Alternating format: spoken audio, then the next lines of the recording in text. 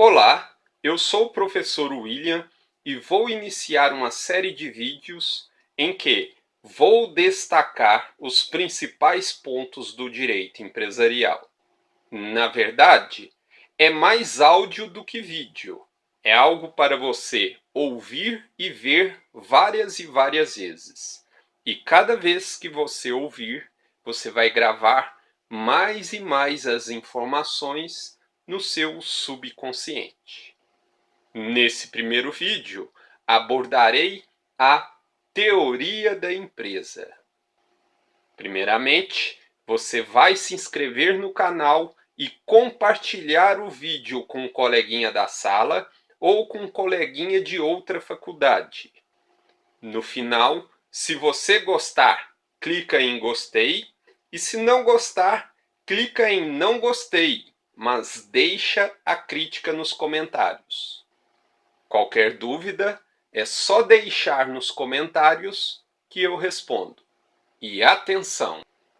O Código Comercial de 1850 adotou a teoria dos atos de comércio de origem francesa.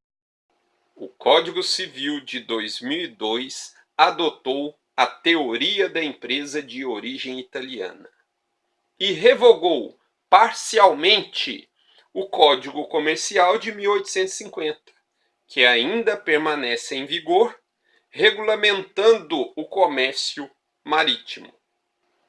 Empresa é igual a atividade. O conceito de empresa pode ser extraído do conceito de empresário do artigo 966 do Código Civil. Empresa é a atividade econômica organizada para a produção ou circulação de bens ou de serviços destinados ao mercado consumidor. Empresário é a pessoa física ou jurídica que exerce a empresa, ou seja, que exerce a atividade. De acordo com o artigo 966 do Código Civil, considera-se empresário quem exerce profissionalmente atividade econômica organizada para a produção ou circulação de bens ou de serviços. No ordenamento jurídico brasileiro, existem três tipos de empresário, ou seja, três formas de exercício da empresa. Nós temos o empresário individual, que é uma pessoa física. Nós temos a Eireli e a sociedade empresária, que são pessoas jurídicas.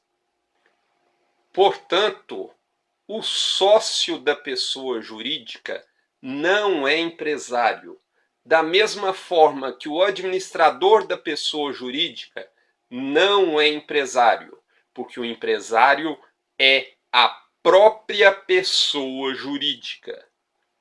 O empresário é a própria pessoa jurídica, porque é ela que vai assumir todos os riscos do negócio. De acordo com o parágrafo único do artigo 966 do Código Civil, o profissional intelectual não é empresário. O profissional intelectual, ele pode exercer uma atividade de natureza científica, artística ou literária. O profissional intelectual, ele pode ser considerado empresário se a atividade intelectual constituir um elemento da empresa. Lembre-se do exemplo do hospital. Existem dois tipos de sociedade: as empresárias e as não empresárias.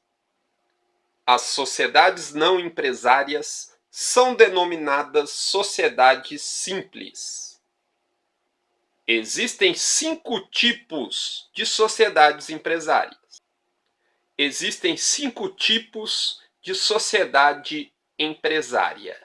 Nós temos a sociedade limitada, a sociedade anônima, a sociedade em nome coletivo, a em comandita simples e a em comandita por ações.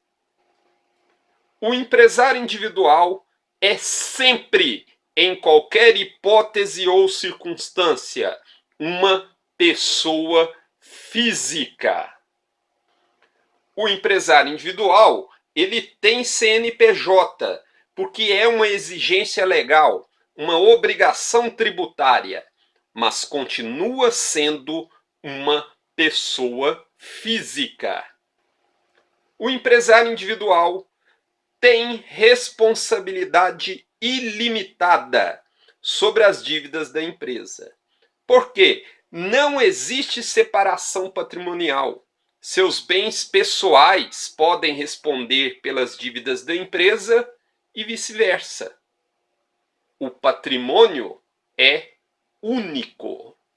De acordo com o artigo 972 do Código Civil, podem exercer a atividade empresarial, ou seja, ser empresário individual ou administrador de uma pessoa jurídica empresária, os que estiverem em pleno gozo da capacidade civil e não forem legalmente impedidos.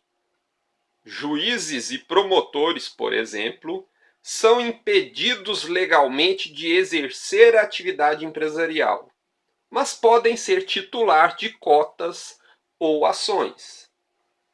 Os cônjuges podem contratar sociedade entre si ou com terceiros, desde que não tenham casado no regime da comunhão universal de bens ou no da separação obrigatória. O empresário casado pode, sem a necessidade de outorga conjugal, qualquer que seja o regime de bens, alienar os imóveis que integrem o patrimônio da empresa, ou gravá-los de ônus real. A empresa individual de responsabilidade limitada, a EIRELI, é uma pessoa jurídica de direito privado que exerce uma empresa. A pessoa titular da EIRELI tem 100% das cotas da pessoa jurídica. O capital da EIRELI deve ser igual ou superior a 100 salários mínimos e deve ser totalmente integralizado no momento da constituição. Em razão da personalidade jurídica, existem patrimônios distintos, o da EIRELI e o do titular da EIRELI. A responsabilidade do titular da EIRELI está limitada ao valor das cotas. A pessoa natural poderá ser titular de somente uma EIRELI. Aplicam-se à EIRELI no que couber as regras previstas para as sociedades limitadas. Qualquer pessoa com capacidade para o exercício da empresa poderá ser o administrador da EIRELI. A empresa individual ou a sociedade empresária poderão ser transformadas em EIRELI e vice-versa. O nome empresarial é o elemento identificador da pessoa que exerce a empresa. Nome empresarial é diferente de marca. A marca identifica o produto ou serviço. Nome empresarial é diferente de título do estabelecimento. O título do estabelecimento ou nome fantasia é o nome que vai na fachada do estabelecimento, na fachada da loja. O nome empresarial pode ser de duas espécies: firma ou denominação. A firma é baseada em um nome civil. A denominação pode ser uma expressão qualquer e até mesmo um nome civil, desde que a pessoa não faça parte do quadro societário da pessoa jurídica. Na denominação, deve ser acrescido o ramo de atividade. Para que o nome empresarial goze de proteção jurídica, é necessário o arquivamento dos atos constitutivos da empresa na junta comercial, ou seja, o registro. O nome será protegido dentro do território estadual, uma vez que a junta comercial é um órgão estadual. Atenção para as seguintes regras sobre o nome empresarial. O empresário individual só pode utilizar firma. A Eireli, ela pode utilizar firma ou denominação, mais a expressão Eireli. A sociedade limitada, ela pode utilizar firma ou denominação, mais a expressão LTDA ou a palavra limitada. O nome empresarial é protegido com o registro na junta comercial. A formação do nome empresarial deve atender a dois princípios: a veracidade e a novidade. De acordo com o princípio da novidade, será protegido o nome que primeiro aparecer na junta comercial. De acordo com o princípio da veracidade, só pode constar em uma firma o nome civil de quem efetivamente seja um empresário individual ou sócio com responsabilidade limitada de sociedade empresária. O nome empresarial não pode ser objeto de alienação. O nome do sócio falecido, excluído ou que se retirou da sociedade deve ser retirado da firma social.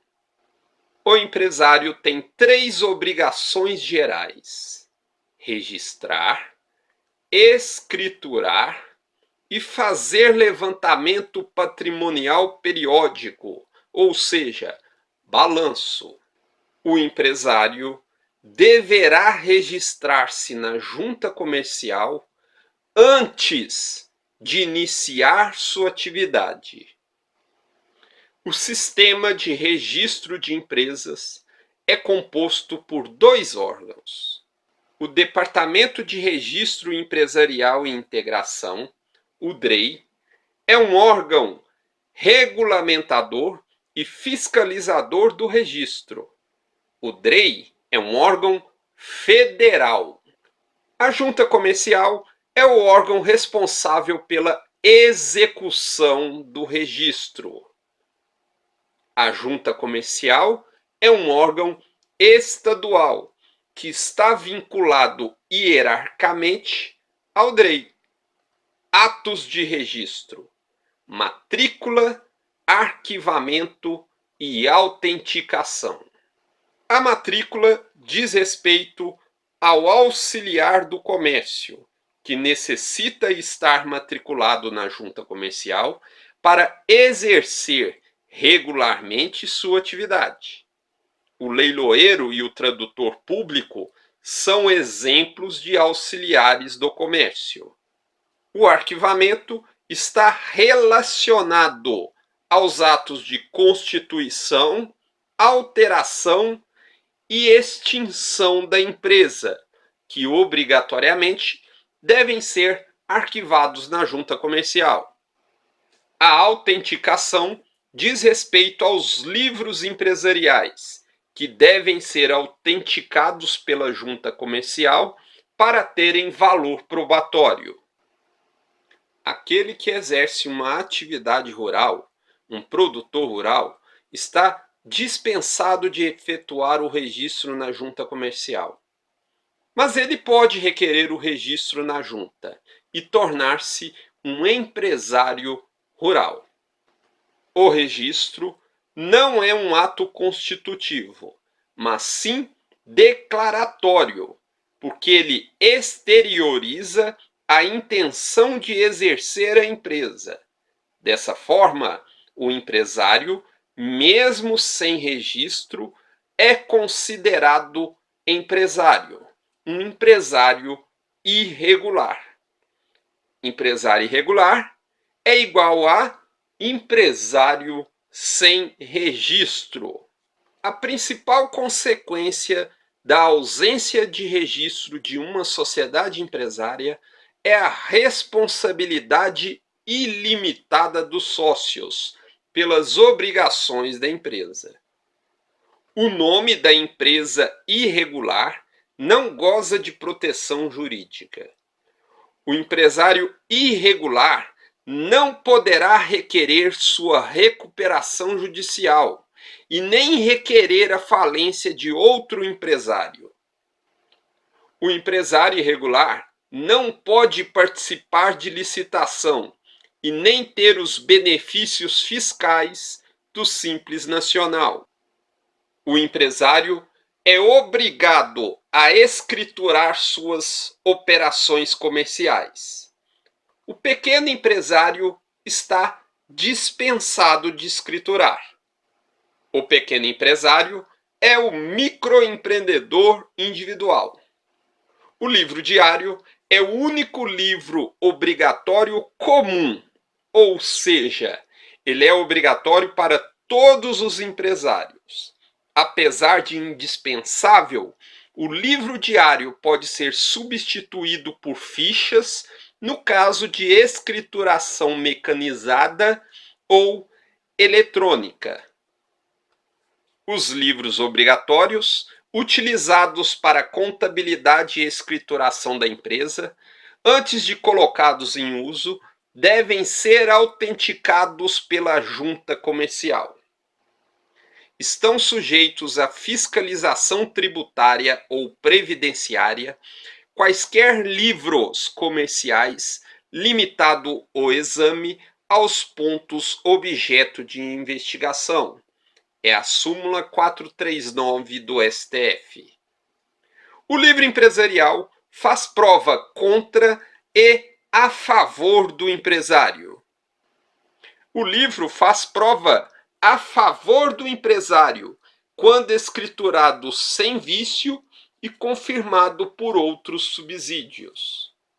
O juiz só poderá autorizar a exibição integral dos livros e papéis de escrituração empresarial quando necessária para resolver questões relativas à sucessão por morte de sócio, liquidação da sociedade ou em caso de falência.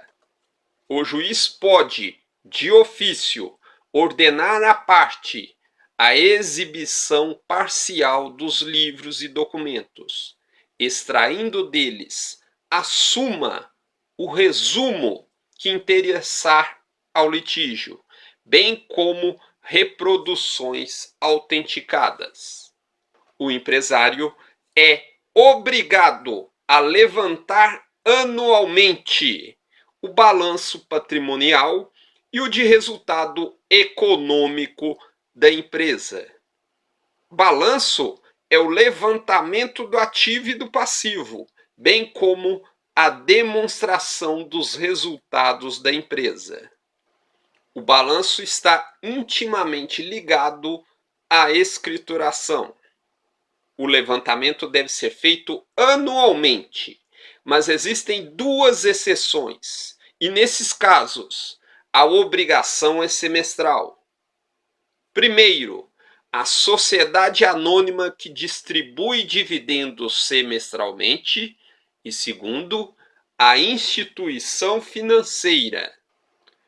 O empresário é livre para escolher o período anual, ou seja, não tem a obrigação de usar o ano civil para fazer o balanço. Estabelecimento empresarial é o conjunto de bens que o empresário organiza para o exercício da empresa. Estabelecimento é diferente de ponto e estabelecimento é diferente de fundo de empresa. O fundo de empresa é um atributo do estabelecimento empresarial, porque consiste em um valor agregado ao somatório dos bens que compõem o estabelecimento. Esse plus é remunerado pelo mercado, levando em consideração dois fatores: a organização e o potencial lucrativo. Atenção para as expressões aviamento e fundo de comércio, porque elas são sinônimas de fundo de empresa. Trespasse. Trespasse é o contrato de compra e venda cujo objeto é um estabelecimento empresarial. Existem 3 requisitos peculiares ao trespasse: o arquivamento, a publicação e a anuência dos credores.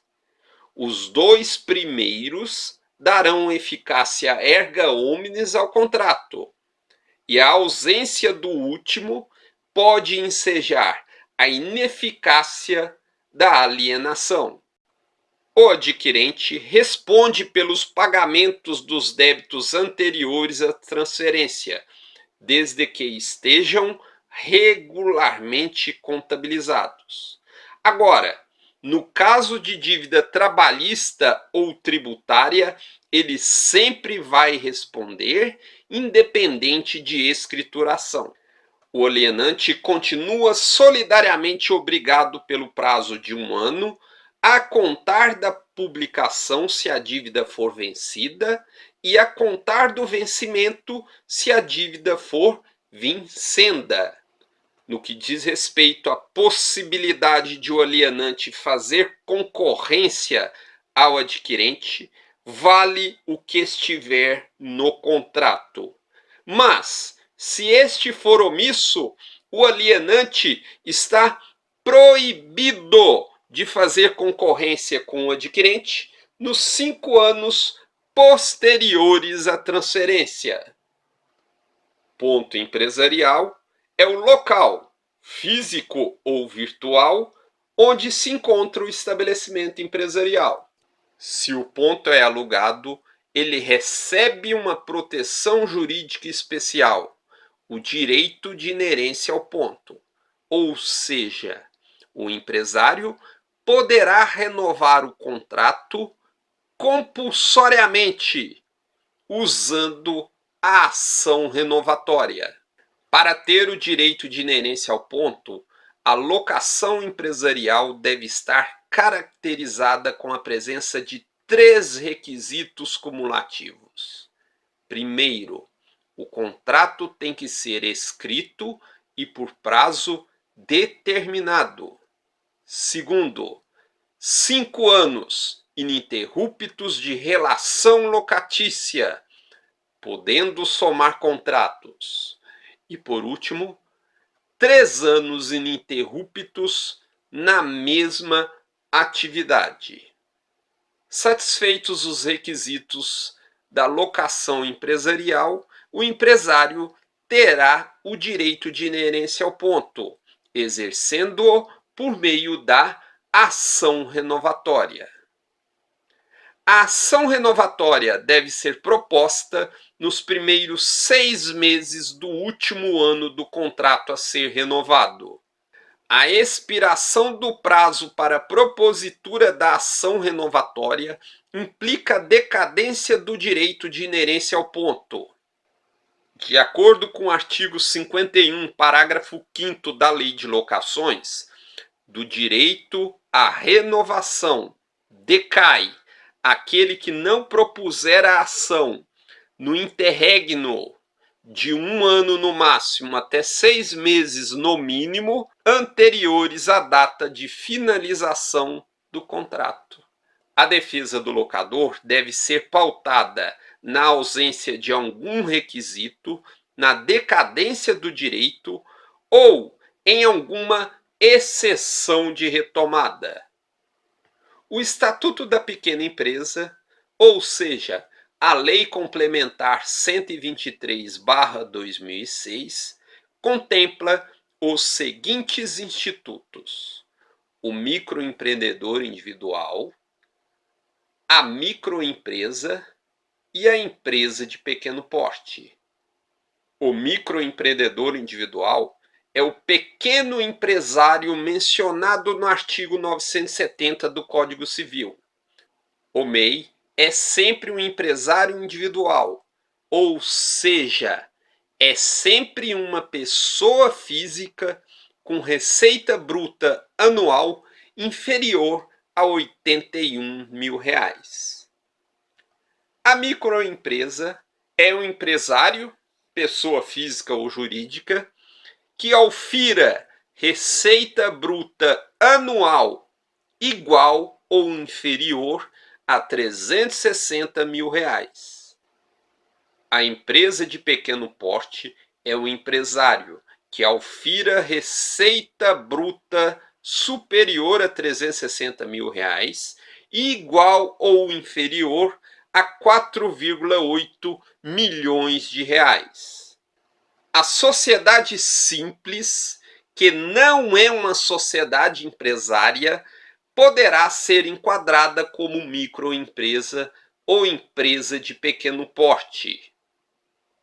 Não poderá se beneficiar do Simples Nacional a pessoa jurídica cujo capital participe outra pessoa jurídica e a que participa do capital de outra pessoa jurídica.